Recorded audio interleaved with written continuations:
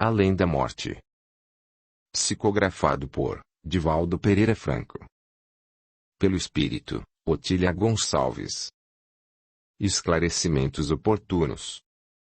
Vi logo que cada espírito, em virtude de sua posição pessoal e de seus conhecimentos, me desvendava mais fácil daquele mundo, do mesmo modo que se chega a conhecer o estado de um país, interrogando habitantes seus de todas as classes, não podendo um só, individualmente, informar-nos de tudo. Allan Kardec, Obras Póstumas, 11ª edição da FEB, página 241.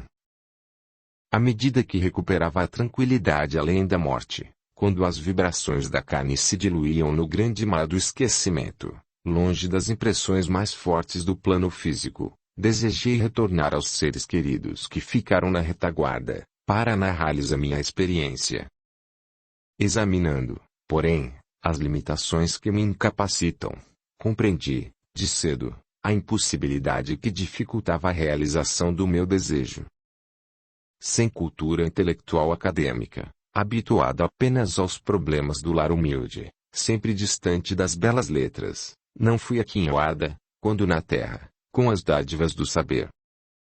Desejava, entretanto, falar aos companheiros de luta, adverti-los, mostrar-lhes as surpresas da vida espírita, oferecer-lhes as impressões pessoais, concitando-os ao trabalho renovador que o Espiritismo oferece a todos, no abençoado campo das realizações imperecíveis. Embora informada pela doutrina espírita de que a vida continuava, esclarecida pela obra de André Luiz, a que me afeiçoara quando encarnada, esbarrei, assim mesmo, com surpresas e inquietações, à semelhança de turista confuso que, em visita à grande cidade, embora conduza no bolso o livro-guia, procura insistente e desarvoradamente endereços que não sabe onde se encontram. Quantas aflições e remorsos, receios e ansiedades visitaram minha alma, depois do túmulo, não sei dizer. Constatei que a vida prossegue sem grandes modificações, oferecendo a cada alma, no cadinho evolutivo, as bênçãos ou punições de que se faz credora. Atormentados do sexo continuam ansiosos. Escravos do prazer prosseguem inquietos. Servos do ódio demoram sem aflição. Companheiros de ilusão permanecem enganados. Aficionados da mentira alimentam-se sob imagens desordenadas. Amigos da ignorância caminham perturbados.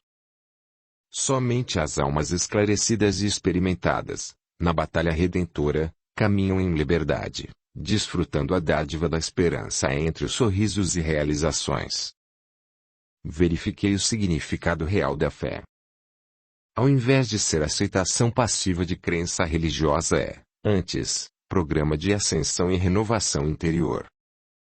Conduzir a claridade pura do cristianismo, na mente e no coração, é alta concessão do céu que ninguém desrespeitará impunemente. E afirmei a convicção de escrever algumas páginas sem a preocupação de fazer literatura nem apresentar soluções de transcendência metafísica aos velhos problemas da alma, tão bem estudados e debatidos desde há muito, nas escolas que se preocupam com o assunto. Objetivei, apenas, dar mais um grito de alerta, dirigindo à minha própria filha os apontamentos que agora vêm a lume. Deixei que a mente evocasse as cenas que vivia além da morte, amparada pelas irmãs Liebe e Zélia, benfeitoras incansáveis que se encarregaram, desde as primeiras horas, de me sustentar a alma atribulada, ensejando-me a longa caminhada de restabelecimento. Não me inspirou, uma só vez, a ideia de escrever um livro, considerando-me, conforme já o disse, incapaz de o fazer. Amparada pelo meu guia espiritual, foi-me possível, entretanto, realizar o mínimo que agora ofereço ao caro leitor para sua meditação, rogando-lhe desculpas. São anotações de um coração para outro coração que se encaminha para o túmulo. São expressões que você mesmo encontrará mais tarde, queira ou não, acredite ou não. São referências escritas com lágrimas e sob terríveis agulhas de dor. Não acalento outro anseio, senão despertar alguém na carne para a responsabilidade da vida, durante a travessia física no barco da existência planetária. Perdoe-me, pois, o leitor interessado em aprofundar conhecimentos, se pouco lhe pude oferecer. Conservo a alegria de trazer as minhas páginas a você, animada pelas expressões do codificador do Espiritismo quando afirma que se chega a conhecer o estado de um país, interrogando habitantes seus de todas as classes. Esse é o país da minha atual residência, relatado pelo amor de uma mãe que na vanguarda adverte a filha em caminho da eternidade, apontando o velho roteiro evangélico, sempre atual. Fazer a outrem o que se deseja que outrem lhe faça. Agradecendo a Jesus e à Mãe Santíssima, sua irmã humilde e reconhecida. Otília Gonçalves. Salvador, 15 de janeiro de 1960. Audiolivro realizado pelo canal Surya Chand Audiobook. Para ver todas as partes de um audiolivro, e todos os vídeos já postados, entre no canal, e clique em playlist, ou vídeos. Gratidão imensa a todos os membros do canal. E a você, que deixa o seu gostei, e comenta, e compartilha os vídeos. O seu apoio ajuda o canal a crescer, e é o meu maior incentivo. A gratidão é o caminho da evolução. Além da morte. Todos os dias chegam corações atormentados, além da morte. E apesar do horizonte aberto, jazem no chão como pássaros mutilados. Loucos, sob a hipnose de ilusão. Suicidas, descrentes dos próprios méritos. Criminosos sentenciados no tribunal da consciência. Malfeitores que furtaram de si mesmos. Doentes que procuraram a enfermidade. Infelizes a se imobilizarem nas trevas. Alcançando a grande luz assemelham-se a cegos da razão ante a sabedoria da natureza. Por mais se lhes mostre a harmonia do universo e por muito se lhes fale dos objetivos da vida, continuam desditosos e dementados. Há quem diga que os chamados mortos nada têm a ver com os chamados vivos, entretanto, como os chamados vivos de hoje, serão os chamados mortos, de amanhã, com possibilidade de se perturbarem uns aos outros caso perseverem na ignorância, cultivemos na doutrina espírita o Instituto Mundial de Esclarecimento da Alma, a fim de que o pensamento regenerado consiga redimir as suas próprias criações que substancializam a experiência da humanidade nas várias nações da Terra. É por isso que saudamos neste livro mais um brado de renovação e esperança, concitando-nos ao aproveitamento das horas. Fixemos a atenção. O médium é o braço do semeador. A emissária é a mão que semeia. A mensagem é a semente de encarnados e desencarnados, a palavra de amor e exortação que nos é trazida ao entendimento, assimilando-lhe os valores imperecíveis porque, em verdade, andam sempre avisados e felizes os que trazem consigo os olhos de ver e os ouvidos de ouvir. André Luiz. Página psicografada pelo médium Francisco Cândido Xavier na reunião mediúnica do Centro Espírita Uberabense, na noite de 13 de janeiro de 1960, em Uberaba, Magênese, ortografia conforme original. Capítulo 1. A vida continua. Minha filha, que a paz do Senhor seja conosco. Desde o momento em que o anjo da morte me dirigiu seu pensamento, enviando-me a lúgubre mensagem da angina pectoris, um turbilhão indescritível tomou conta do meu espírito. A princípio, com as carnes sacudidas pelos estertores do coração que não mais podia cooperar com a vida física, inenarrável sofrimento tomou-me todas as fibras, do peito ao cérebro e deste aos pés, fazendo-me enlouquecer. Atormentada entre as ideias da morte apavorante que eu temia, e a ansiedade da vida que escapava ao peso cruel do sangue que se negava a irrigar artérias, veias e vasos, senti que ia tombar. Reuni as forças que desapareciam céleres, abandonando-me impiedosamente, tentando resistir à violência da dor que me despedaçava toda, e mais não consegui senão emitir gritos desesperados, semi-louca. Tinha a impressão de que vigorosa mão de ferro me estraçalhava o coração e, a par da agonia que não posso descrever, sentia que a vida fugia rápida, fazendo-me desmaiar, sem que, contudo, desaparecesse a dor superlativa que durante muito tempo iria conservar-me envolta em angústia sombria e inquietante. Não poderei dizer o tempo em que demorei desfalecida. Guardo, ainda hoje, a impressão de que, em volta, um torvelinho me arrastava, dando-me a sensação de queda, em profundo abismo sem fim. Subitamente, como se me chocasse de encontro ao solo, despertei agonizante, tateando em trevas aos gritos de lamentável perturbação. O peito continuava a doer desesperadamente como se estivesse estilhaçado por violento projétil que o varasse, rompendo carne e ossos e deixando-o a sangrar. Oh! Jesus, o sofrimento daquela hora! O tempo passava sem que eu tivesse notícia, senão através da agonia que parecia não ter fim. Como a dor não cessasse, simultaneamente impressões diferentes me acudiram ao cérebro turbilhonado, agigantando meu desespero. Frio glacial apoderou-se lentamente dos membros inferiores, ameaçando imobilizar-me. Ante essa inesperada sensação, tive a impressão de que pesadelo muito cruel me torturava, mas do qual me libertaria em breve. Aquietei-me um pouco, acarinhando a expectativa do agradável despertar. Porque tudo aquilo não passaria certamente de um sonho mau.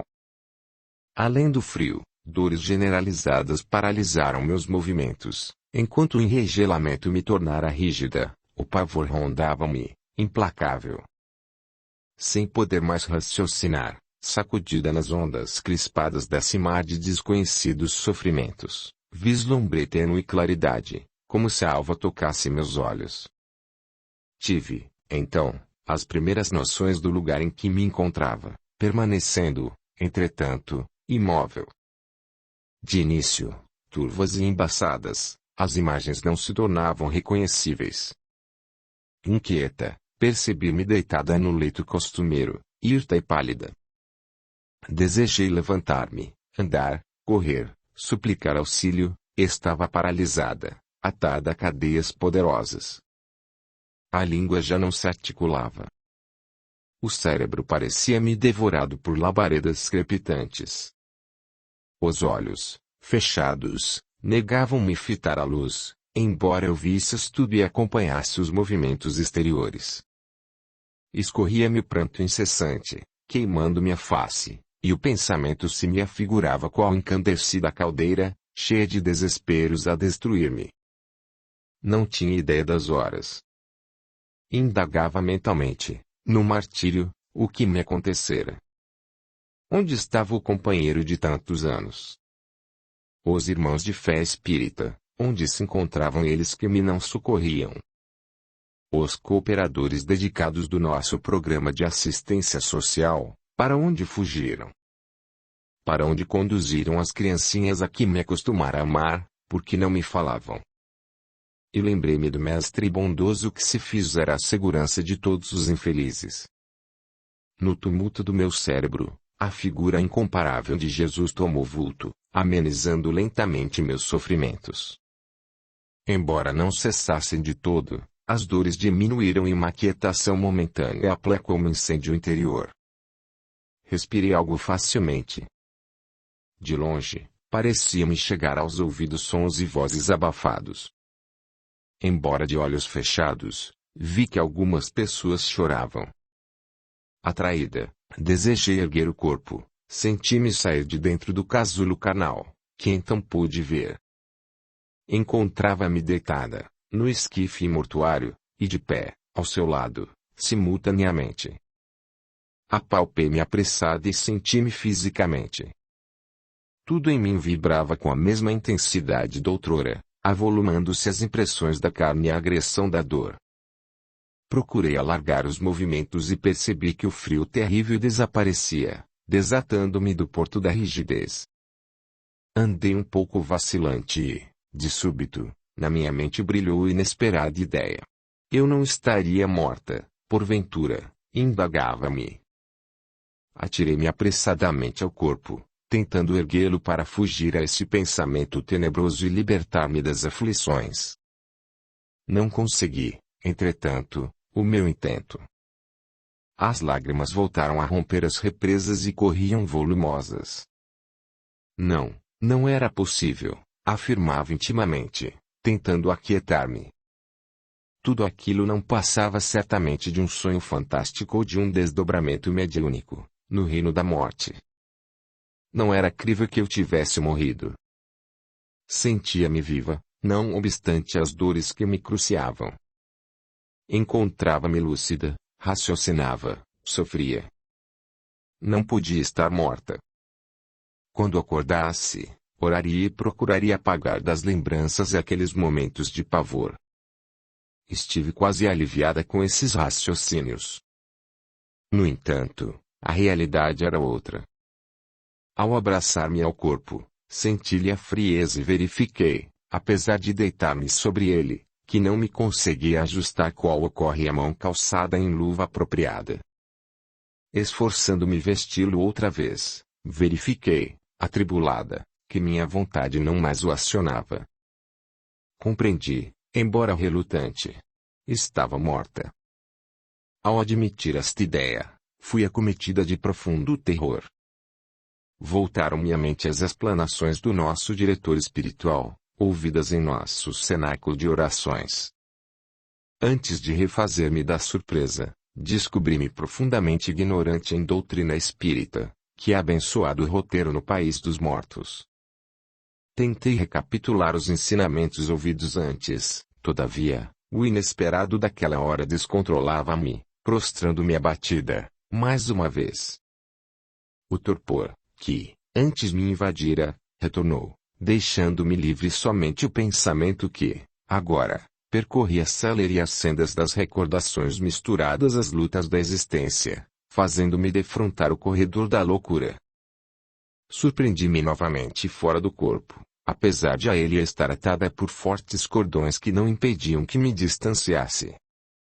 Passei, então, a experimentar alívio novo e ouvi, emocionada, o murmúrio de preces intercessórias. Nossas crianças e companheiros, em volta do caixão funerário, oravam pela minha alma, que se iniciava na grande viagem. Procurei ajoelhar-me acompanhando aquele culto de saudade, mas, antes que pudesse coordenar os pensamentos, leve sono venceu-me, vagarosamente, as fibras cansadas, convidando-me ao repouso. Perdendo-me em remoinho, eu sentia afrouxarem-se meus músculos, ao mesmo tempo em que meus pensamentos mergulhavam nas águas escuras do esquecimento. Embora desejasse acompanhar o desenrolar dos acontecimentos daquele instante máximo de minha vida, deixei-me arrastar pelo cansaço, experimentando invencível torpor mental, enquanto recordava que a vida continua. Capítulo 2. A caminho do sepulcro. Não tive noção do tempo em que permanecera em agitado sono, vencida por emoções violentas e complexas. Ao despertar, guardava a sensação do intenso frio que me envolvia, enquanto as células de todos os órgãos continuavam a negar-se a atender ao comando do cérebro paralisado. Todo o meu corpo estava aniquilado a um pacto de forças desconhecidas. Abri os olhos e, em verdadeiro pandemônio emocional, encontrei-me no salão da nossa casa de orações, com o corpo deitado no ataúde, visão essa que aumentava o meu sofrimento. A dor no peito ampliava-se, constringindo-me a garganta sedenta. Desejei desesperadamente um copo de água fresca, inutilmente. Enquanto a sede me escaldava os lábios, ardia meus olhos, doía-me o corpo e o cérebro era devorado por inquietações crescentes. Ante a evidência da desencarnação, procurava orar, sem o conseguir, atormentada pela inconformação. Portadora de alguns conhecimentos da doutrina dos espíritos, caminho de luz no mundo de trevas, recusava-me, contudo, a aceitar a realidade inelutável. É certo que eu sabia, através de noções doutrinárias do espiritismo, que a morte não representa o fim, mas o princípio de uma vida imperecível, e acreditava-o de coração. No entanto, meditava, acomodando a superior vontade aos meus próprios caprichos. Eu não podia morrer ainda. Necessitava da generosidade do tempo para desincumbir-me das tarefas a que ultimamente me entregara, no santificante serviço do amor. Recordava o passado próximo, as lutas mal sofridas, revia a taça de ilusões onde tantas vezes me embriagara, e compreendia a inadiável urgência de recuperação, no labor das horas novas, libertando-me, então, das pesadas algemas. Em meio a esse conjunto de anseios e interpelações, entre evocações de enganos sofridos e receios dos efeitos que chegariam, vi-me, de súbito, diante do grande painel, ligado à minha mente, para o qual fui poderosamente atraída. Pude ver, como numa grande tela cinematográfica, o desenrolar dos fatos que representavam a minha existência, em miraculoso retrospecto, repetindo-se em vertiginosa celeridade, sem omissão de qualquer detalhe. Revi-me na infância, programando os jogos do futuro no tabuleiro da inocência. Coisas e acontecimentos mortos em minhas lembranças surgiam-me com seus contornos e nitidez impressionantes, gritando-me a memória em brasa aos erros e gravames das atitudes nem sempre dignas de antes.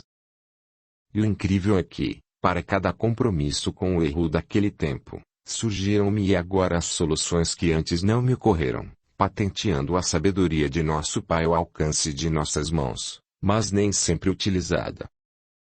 Raciocinando, esquecida por um momento de todas as dores, reencontrava o Evangelho Redentor a apontar diretrizes para a alma juvenil que eu ouvira nas aulas de catecismo ou junto ao coração materno. Retornei, por esse processo, às ruas do passado, revivendo as lágrimas e os sorrisos da existência.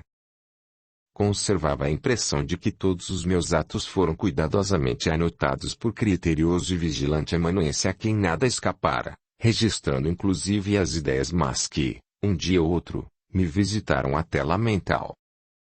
A perfeição dos escritos era tal que estes tomavam forma, movimentando-se à minha vista, cobrindo-me de vergonha e horror. Quanta coisa negativa construíra nos meus dias, sem o perceber. Sabia não ser um anjo em viagem turística na Terra. Todavia, jamais supusera ter sido tão negligente no cumprimento do dever. Algo interior desejava protestar contra muitas cenas, agora em revisão. Mas a consciência, liberta das algemas da acomodação, impedia-me de mentir, ampliando ainda mais as responsabilidades do momento. Aterrada, cheguei à conclusão de que os pensamentos e atos da criatura se fixam no além, por processos que me escapavam ao entendimento, permanecendo vivos, mesmo quando deles nos esquecemos. Antes que pudesse alongar-me em meditações proveitosas, na inquietação que me sacudia, retornei à sala onde outra realidade me fazia mais desencantada e aflita.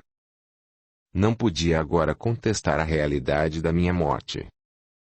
Observei que todos oravam, e, ouvindo alguém chamar-me com veemência, fui arrastada e deparei-me contigo, minha filha.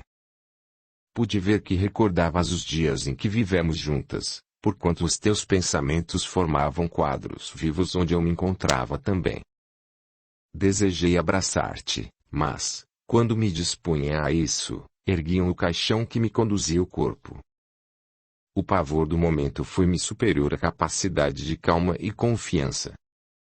Procurei, no meu desespero, correr para longe daquela cena pungente que me feria e amargurava, todavia, cordões espessos e escuros ligavam meus despojos, arrastando-me com eles.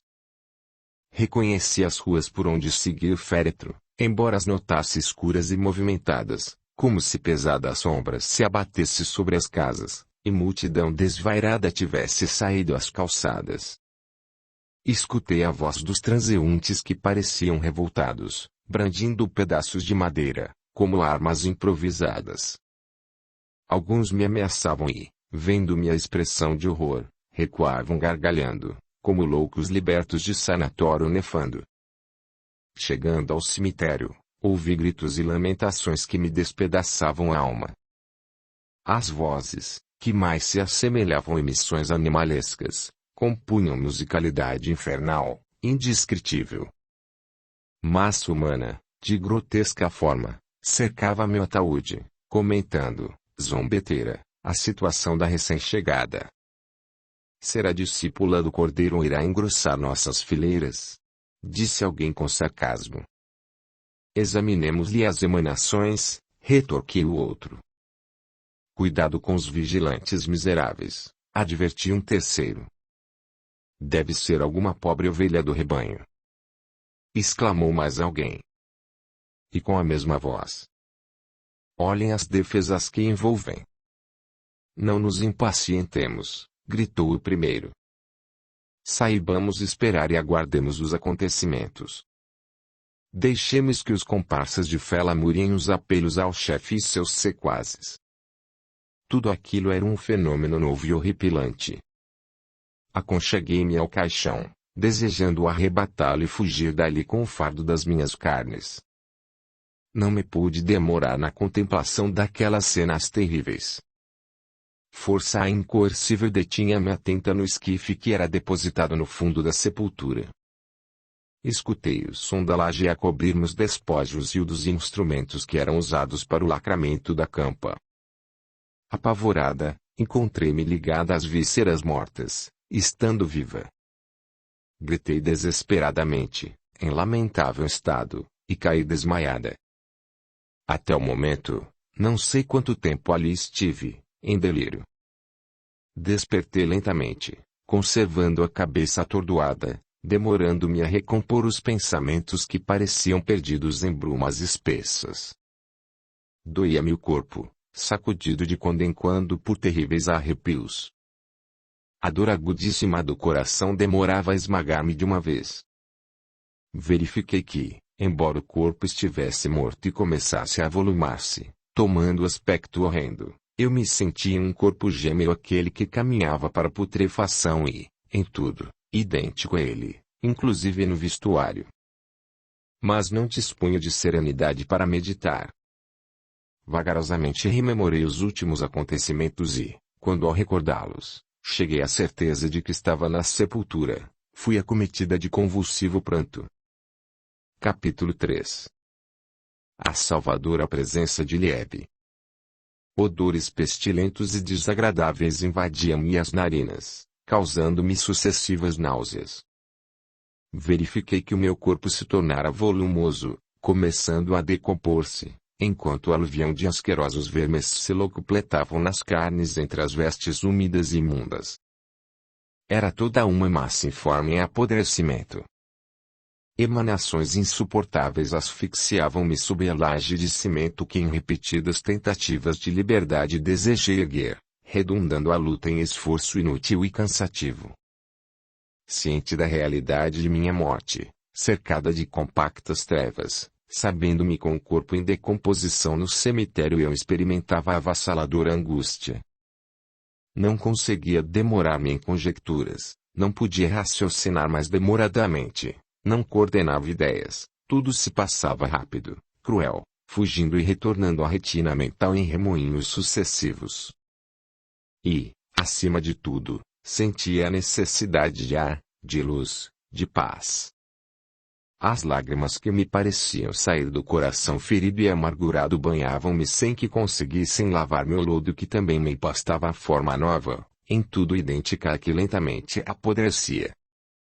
Apalpava-me e constatava a presença da dor física, embora desligada do corpo.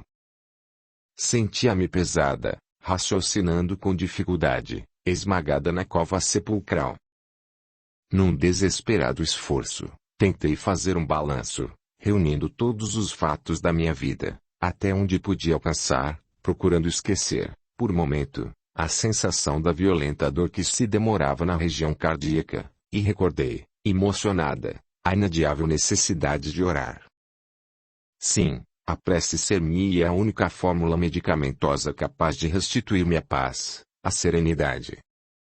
Recordei-me, então, do Senhor Jesus, o amigo dos aniquilados e companheiro constante dos infelizes. A sua figura vitoriosa, além da cruz, retornou à minha mente, trazendo-me revigorante calma. A princípio, vagamente, depois mais nítida, a lembrança do Cordeiro de Deus fez-me esquecer a própria aflição, ao compará-la com a sua dor, no infinito desconforto da cruz, por amor a todos os homens, os companheiros ingratos. Pela primeira vez, minha filha, experimentei tranquilidade junto aos despojos carnais, no fundo da sepultura. Reconhece-me como sou. Ingrata e egoísta, pobre e sem valia. Enquanto ele não pronunciara uma só queixa à frente dos inenarráveis sofrimentos e humilhações, eu me entregava à desesperança e à revolta. Sua lembrança tomou-me o espírito atribulado e a prece, clara e pura, repassada de fervor, saiu-me pelos lábios, ditada pela fonte do sentimento. Oh! O consolo que deriva da prece murmurada pelo espírito confiante, após a aflição. Somente poderão sabê-lo aqueles que na última instância ela se entregarem, esperançosos, rompendo as distâncias, lançando a grande ponte entre o mundo propínquo das dores e o reino longínquo das misericórdias divinas. Ainda não havia terminado a rogativa, quando me chegou aos ouvidos, como em formoso sonho, doce e meiga voz que banhou de harmoniosa musicalidade o estranho recinto. Onde escutara antes aquela agradável entonação vocal? Interrogava-me. E, depois de breve rememoração, identificava nos recônditos da alma a mensageira visitante. Era a irmã Liebe, não havia dúvida. Era aquele anjo que tantas vezes, no culto de nossas orações no lar, nos convidará a seguir o Mestre, concitando-nos a amá-lo acima de todas as coisas terrenas. A mesma meiguice de outrora, o mesmo carinho, o mesmo amor, numa mensagem do céu ao abismo da minha indigência e agonia. Sou a tua irmã Liebe que vem das claridades da morte para o teu coração envolto nas trevas que circundam as cinzas da vida. Trago-te o refrigério e a esperança em nome de quem é toda a misericórdia e consolação. Antes de mais nada, silencia as indagações inoportunas e os anseios desordenados, e entrega-te aos sábios desígnios que escapam, momentaneamente, ao teu entendimento. A lei, acima de nossa compreensão, faz-se respeitar, seguindo a rota de sua direção. Confia, somente. Escutava, deslumbrada, sem, entretanto, ver-lhe o vulto querido.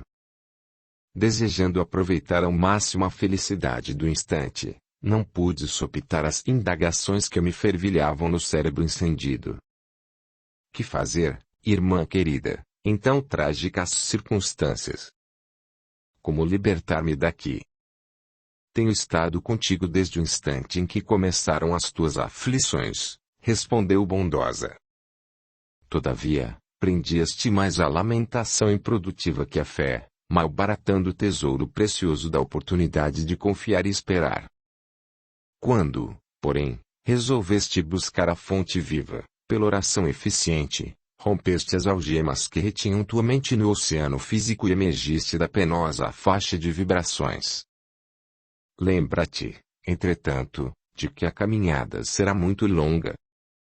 Eu aconselhava não esqueceres a recomendação do Mestre, consoante as anotações de Marcos, a respeito da prece. Sabes que através da oração a alma, aspirante ao céu, se veste de consoladora paz e tem forças para a ascensão. Enquanto jornadeamos no mundo, perdemo-nos, invariavelmente, entre recitativos oracionais e amontoado de inexpressivas fórmulas, pondo ao longe o sentimento devocional e o exame de consciência no culto da prece.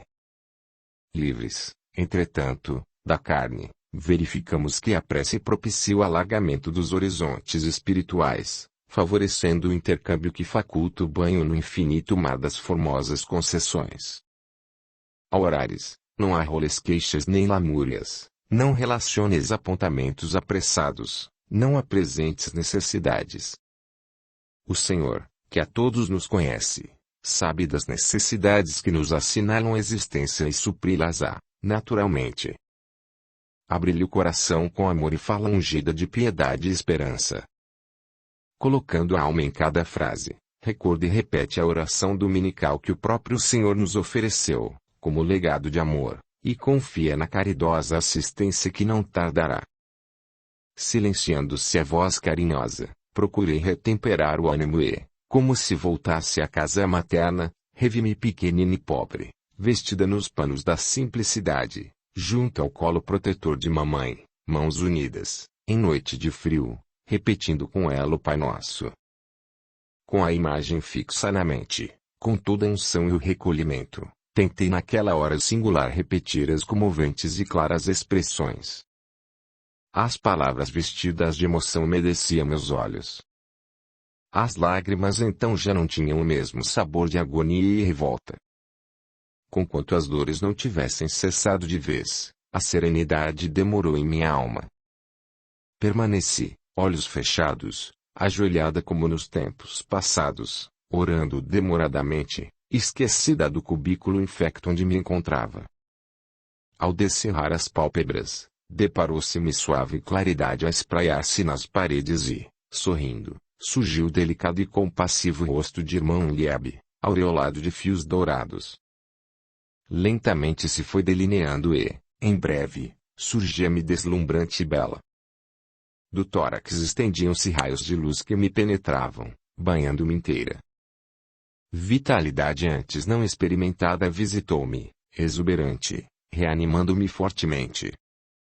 Fitando-me com benevolente expressão, falou-me, confiante. Não temas. Vem. Saiamos daqui.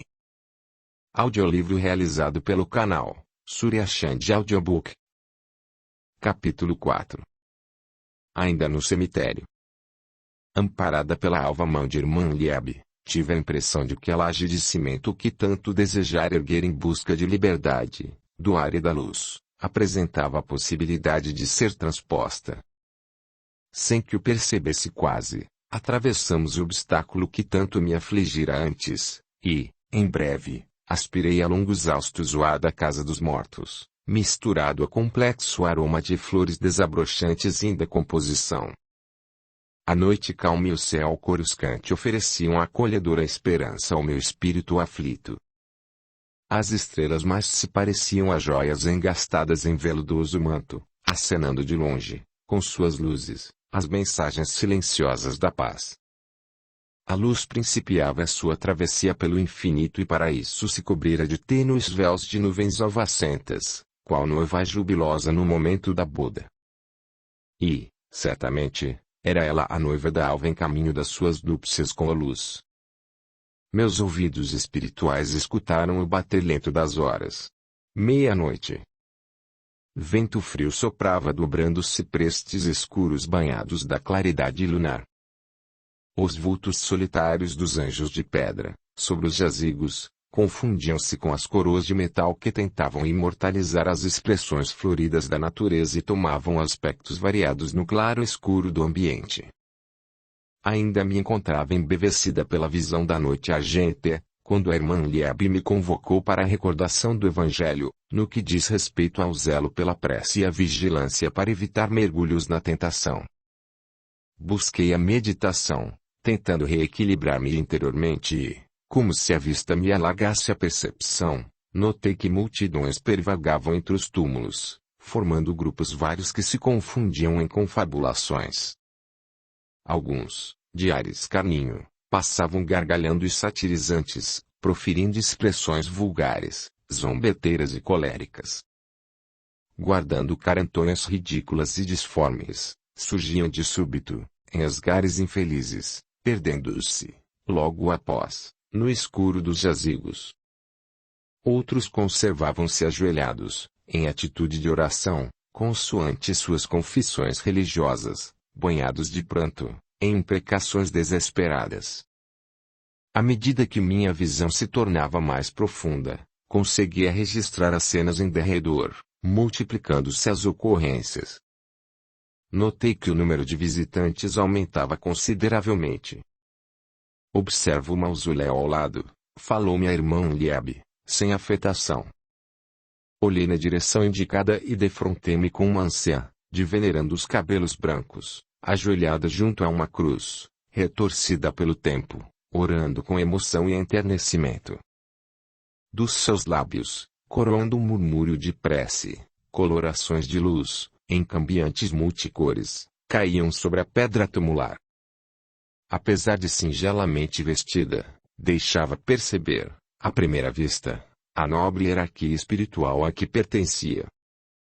Tocada pela beleza da ânsia, fui naturalmente impelida a indagar quanto à procedência de tão nobre matrona. Antes, porém, que eu enunciasse a questão, a amiga espiritual esclareceu. Trata-se de devotada mãe, em serviço de assistência à filha desencarnada há mais de 5 anos e que ainda se encontra presa às reminiscências físicas.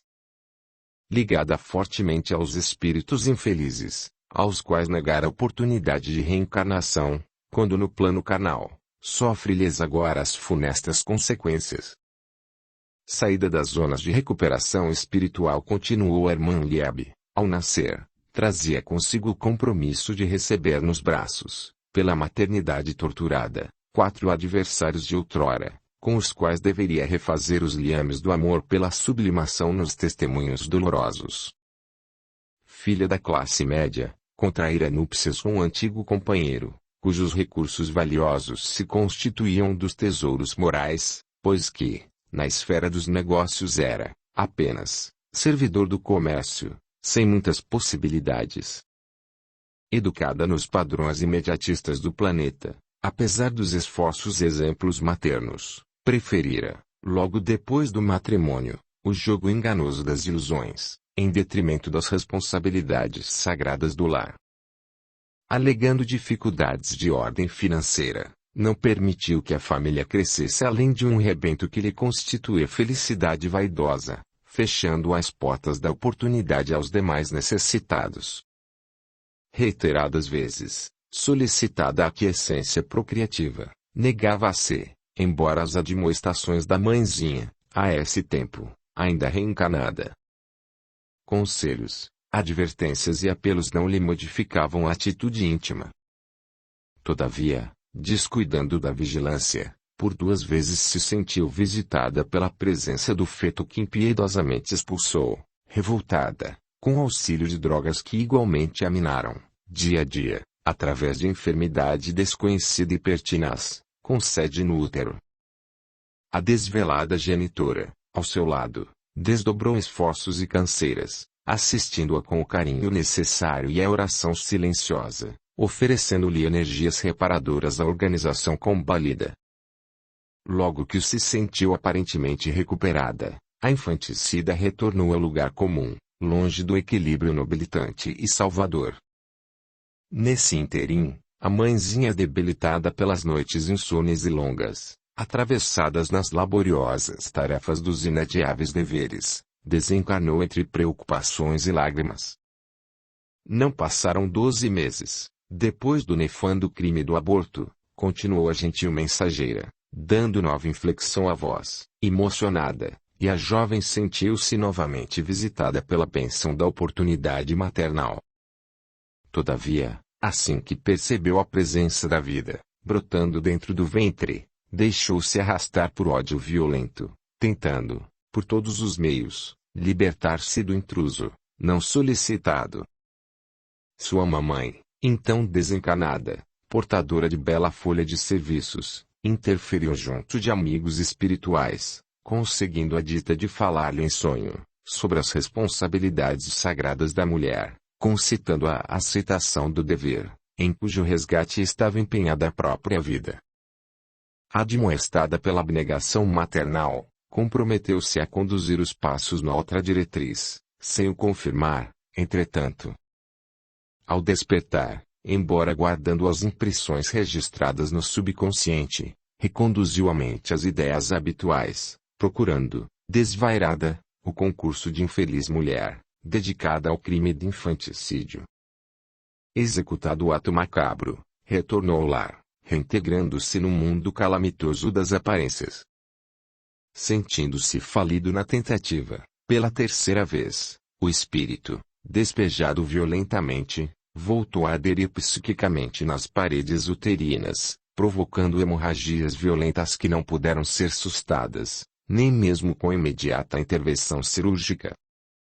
Vinculada poderosamente aos laços carnais, demora-se, até hoje, vampirizada pelo vingador implacável, e perseguida por outros sicários dos quais procurou fugir, cerceando-lhes o acesso aos planos dos reajustes na carne. E quando se libertará? Perguntei, inquieta. Só Deus o sabe, respondeu, penalizada.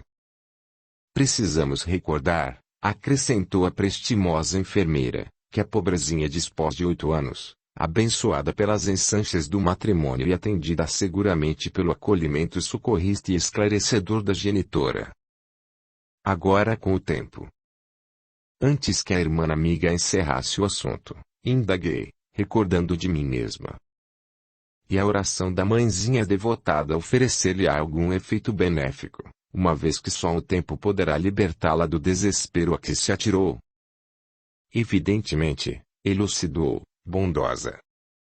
A prece, em todas as situações da existência, é um refrigério e um bálsamo. Ela não sentirá o concurso oracional livrando-a do sofrimento, o que representaria ludíbrio à lei. No entanto, experimentará a trégua íntima, recordando os deveres traídos, o lar destroçado por sua culpa e, através de meditações e lágrimas, preparar-se-á lentamente para o futuro. Agasalhará no íntimo a esperança e lutará contra o ódio que a consome nas garras da desesperação.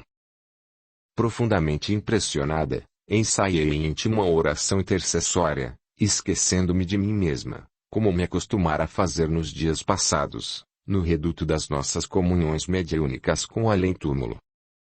Pude verificar, em meu próprio ser, o quanto é a prece manancial de bênçãos, ao alcance das nossas mãos, o que nem sempre sabemos utilizar devidamente.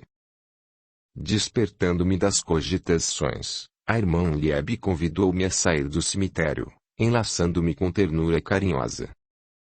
Capítulo 5. À beira-mar.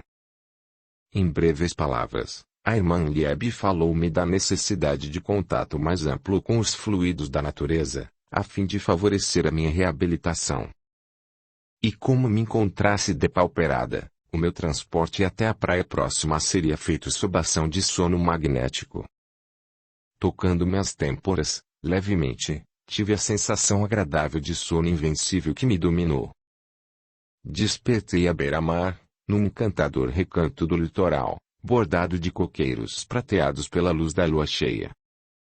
As ondas próximas despedaçavam-se em brancas espumas que se desfaziam nas areias alvas e brilhantes, em ritmo bravo, incessante. Não se ouviam outras vozes senão o canto do vento e o bramir do mar. Relva baixa e verdejante margeava a praia como tapete macio convidando ao repouso e o cenário era, na sua beleza virgem, imperioso chamamento à oração e à paz. Aspirei o ar puro da noite, tomado de emoção crescente.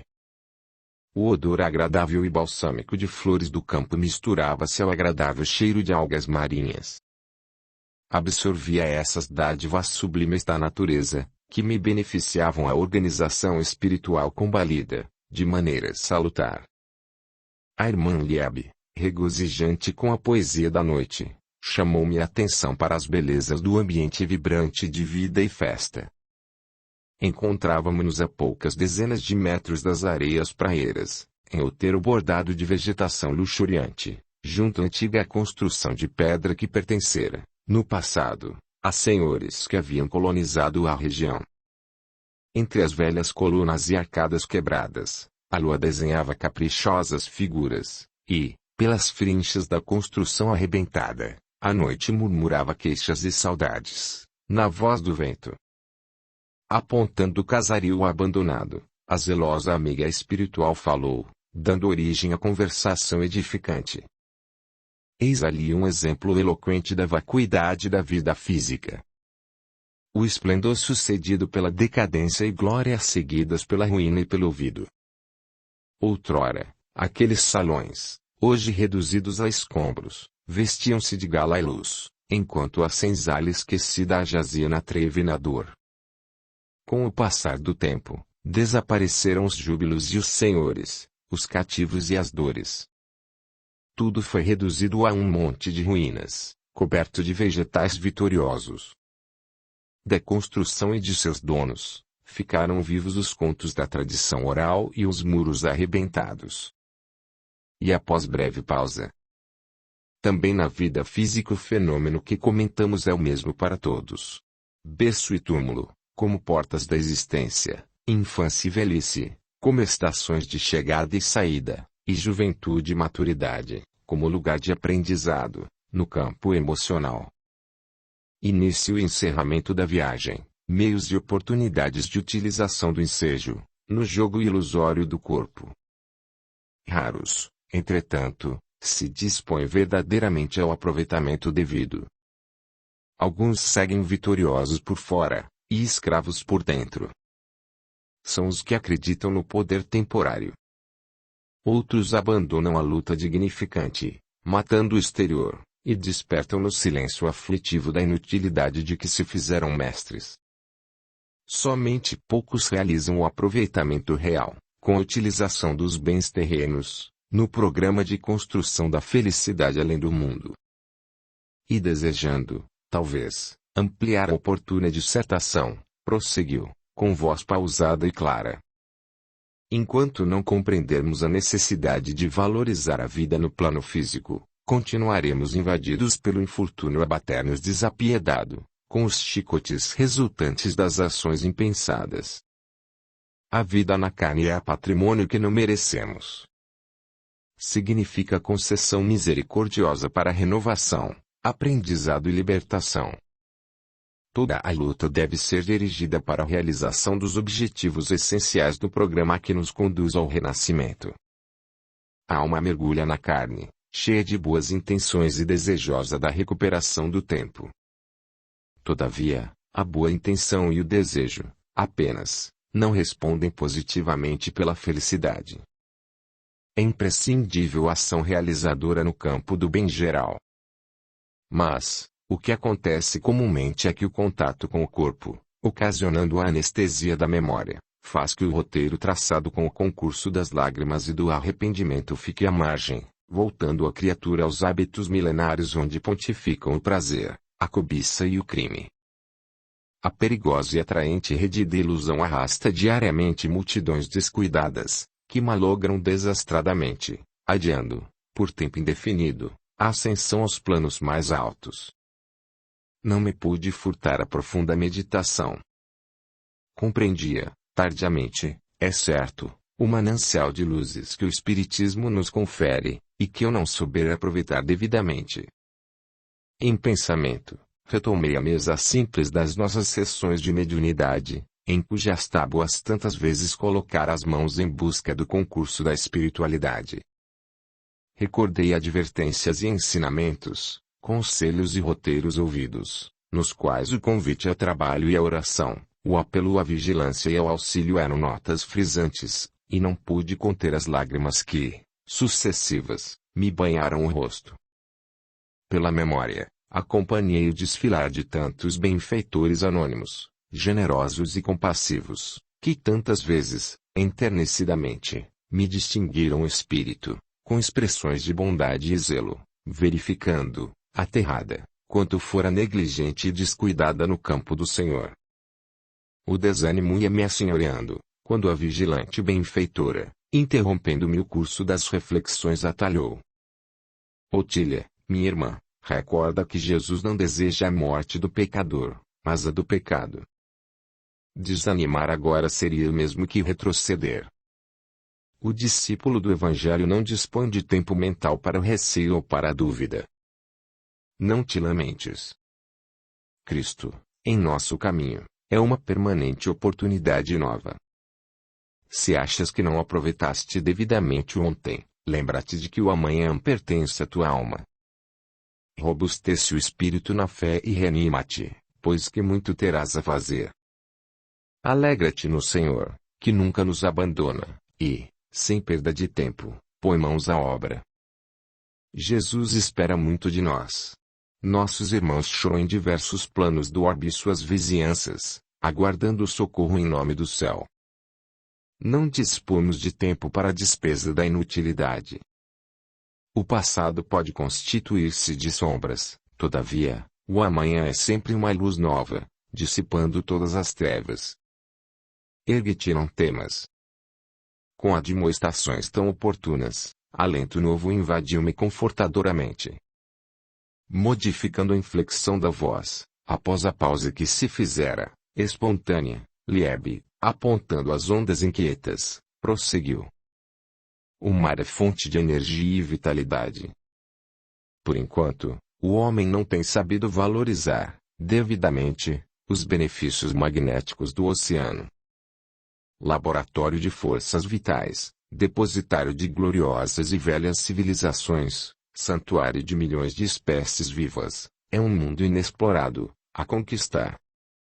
Com Alberto, príncipe de Mônaco, começaram as primeiras excursões de pesquisa científica, medindo-lhe a profundidade, conhecendo-lhe os acidentes, examinando-lhe a flora e a fauna.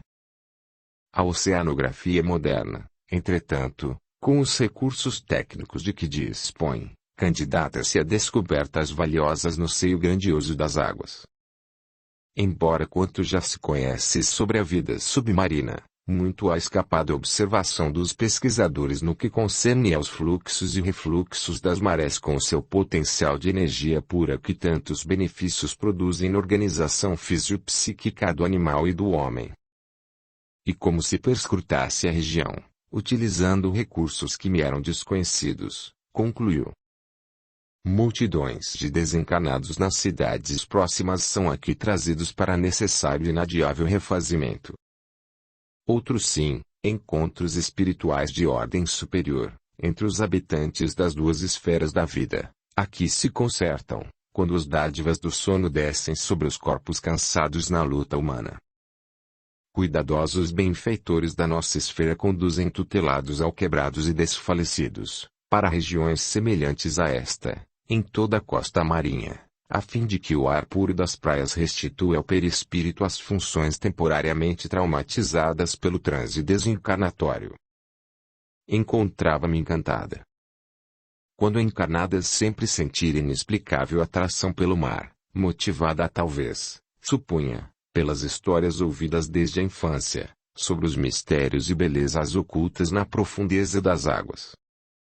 Agora, todavia, após os apontamentos da devotada irmã, começava a compreender os valores reais, descobrindo belezas, antes ignoradas. Muito longe, por detrás dos coqueiros, a madrugada desenhava rastros de luz. Vento mais frio soprava ligeiro, açoitando as ondas que se quebravam ao longe. Acarinhando-me, a benfeitora convidou-me ao repouso. Havia 14 dias, segundo informava a irmã Lieb, ocorrera a minha desencarnação. Embora todo o encantamento da paisagem e da palavra da esclarecida enfermeira, a sensação de dor persistia, se bem que menos acentuada. Após aquele repouso, seria transportada a uma colônia assistencial, próxima à crosta planetária, para tratamento e recuperação de energias, ingressando, assim, na realidade do mundo espiritual, onde estava dando os primeiros passos, com vacilação. Reclinadas em tufo de capim, recebíamos a brisa agradável da alva. Suave torpor envolveu-me, lentamente, fazendo-me adormecer. Quer apoiar o canal? Seja membro. Com apenas 8 ou 30 reais por mês, você estará apoiando o meu trabalho, e poderá cancelar no momento que desejar. Deixe o seu gostei, comente, compartilhe, e se inscreva. Dessa forma você estará fazendo com que esses audiolivros cheguem a mais pessoas, e também estará ajudando o canal a crescer. A gratidão é o caminho da evolução. Capítulo 6. Fraternidade, bênção de Deus. Quando o dia estava alto e a passarada inquieta entoava hinos ao sol, despertei. Embora mais refeita, guardava a sensação dorida na região do peito, a respiração difícil e a perturbadora saudade.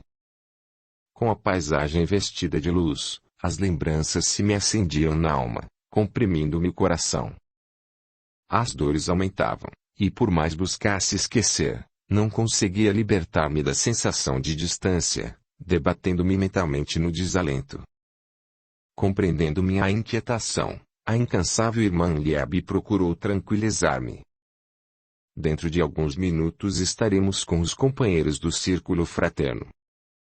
É necessário não esqueceres que os problemas afetivos produzem desequilíbrios psíquicos que prejudicam a estabilidade da alma.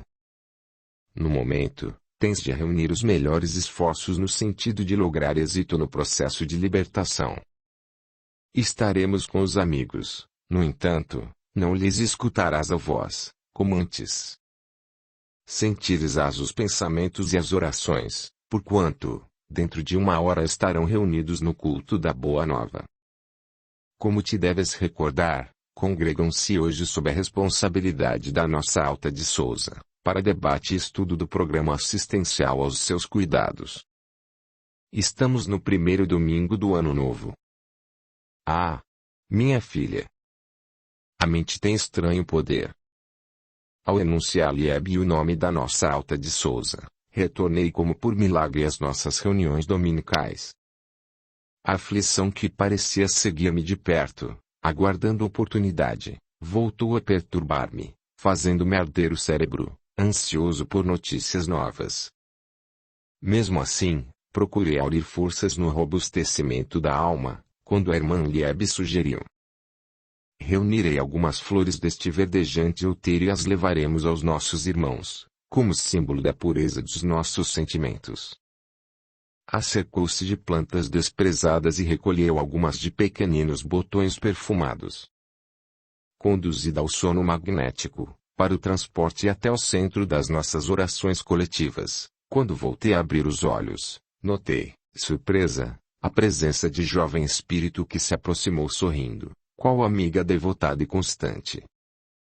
Tentei recordar-lhe o vulto, antes, porém, de o conseguir, ouvi-a dizer: sou Alta de Souza, a pobre cigarra potiguar. Decepcionada, inquiriu com meiguice e bom humor. Não pude responder. A voz ficou estrangulada e o pranto incessante, esse amigo dos que amam e sofrem, jorrou abundante. Senti-lhe a vibração de amor e ternura e, quando fui estreitada nos seus braços, tive a impressão de retornar ao seio materno. A emoção sacudia-me e tremor incontrolável dominava-me. Coragem, irmã querida, advertiu, bondosa, a cantora da caridade. Sua visita é aguardada com muita alegria. Tenho acompanhado o seu renascimento e estou informada das suas surpresas e dos progressos no novo caminho. Dentro de alguns minutos a reunião terá início. Estão se preparando para a oração de abertura. Eles nos sentem a presença e, por intuição, registram, pelos canais mediúnicos, o seu progresso na senda da liberdade. Feito silêncio, notei que prateada chuva caía abundante, iluminando o recinto. Identifiquei, de imediato, o cenáculo do nosso templo. Revi os queridos irmãos de antes, olhos baixos, atitude respeitosa, buscando o concurso do alto. Alta de Souza, ao lado do médium Marcos, inspirava-o fortemente. A irmã Liebe murmurou: estão orando, ajudemos. Unamo-nos num só pensamento ao Senhor Jesus, o excelso benfeitor. Emoções desconhecidas e vibrações nunca antes experimentadas visitavam minha alma, banhando-a de paz. Suave melodia, entoada por vozes infantis, enchia o ar de harmoniosa vibração musical. Deixar-me e arrastar demoradamente nessa chuva de bênçãos, não fosse a interferência da irmã Liebe. Aproveitemos o momento. Os companheiros encarnados sabem na presente. Tive, então, nítida visão da sala. Nuvens claras pareciam flutuar no recinto. Revi-te, então, filha minha, adornada de dor. Vislumbrei o companheiro de largos anos, em crescente emoção, e os irmãos de crença espírita, ao teu lado, sustentando-te na saudade.